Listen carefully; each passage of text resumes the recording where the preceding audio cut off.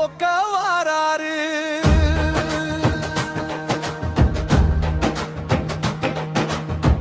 எறையூர் காட்டிலே எனக்கே காவலாய் என்னோட குறை போக்க எனக்காய் வருபவரே வாராரு வாராரு. அந்தோணி